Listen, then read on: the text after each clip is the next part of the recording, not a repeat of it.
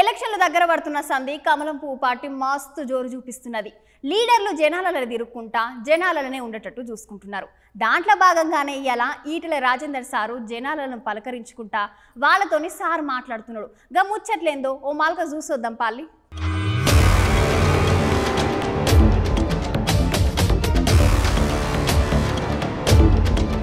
Election దగ్గర పడుతున్న సంధి కమలాపూ పార్టీ మంచి జోరు మీద ఉంది. ఈసారి ఎట్లయినా తెలంగాణలో ఎక్కువ సీట్లు గెలుస్తామని అంటున్నారు బీజేపీ లీడర్లు అందరు లీడర్లు ఎప్పటికీ జనాలలో ఉండుకుంటా మంచి పేరు తెచ్చుకున్నారు.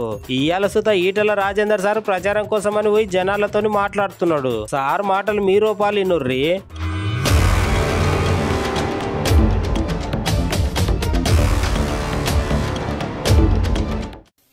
నన్ను 22 సంవత్సరాలుగా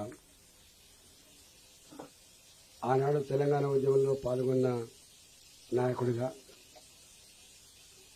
రాష్ట్రం ఏర్పడిన తర్వాత మొట్టమొదటిసారి ఆర్థిక మంత్రిగా పనిచేసిన నీవెట్లయితే నీ గుడి లేకపోతే నువ్వు ఎట్లా ఫీల్ అవుతావో, ఈ దేశానికి రామాయణ ఇతిహాసం, మహాభారత ఇతిహాసానికి పుట్టినిల్లు, రామునికి పుట్టినిల్లు అయోధ్య. అయోధ్యలో ఈ దేశ ప్రజలు గొప్ప ఆలయాన్ని నిర్మించుకున్నారు. అట్లాంటిది పరాయి పాలకులు వచ్చి దాన్ని ధ్వంసం చేసింది. చివరికి మన ఆనవాళ్లు లేకుండా మన గుళ్లను, మన సంస్కృతి కూడా నాశనం చేస్తారు.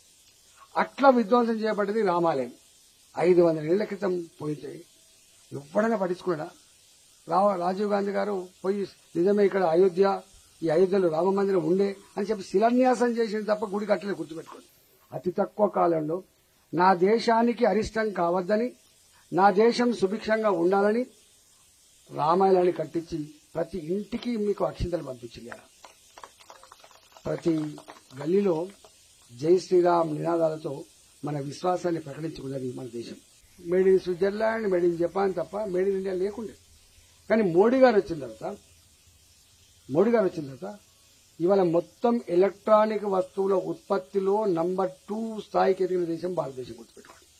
ఇది ఎక్కడ చైనా బజార్ కనబడుతుంది. ఎప్పుడు చైనా బజార్ లేవు, చైనా బజార్లు లేవు, ఇతర దేశాల వస్తువులు లేవు.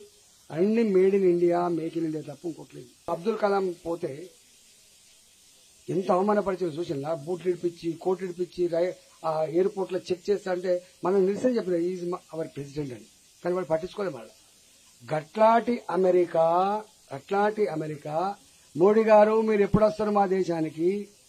మోడీ గారికి రెడ్ కార్పెట్ స్వాగతం.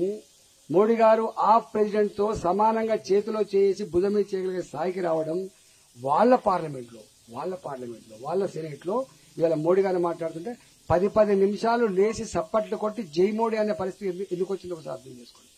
నిండు మనసుతో మళ్లీ మోడీ గారిని ఆశ్రయించండి.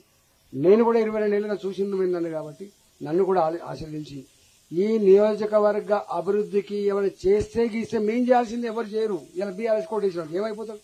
ఇక్కడ లేదు, నా అక్కడ లేదు. కాంగ్రెస్ వాళ్ళకు ఓట్లు వేసేసి చూడలేదా మనం?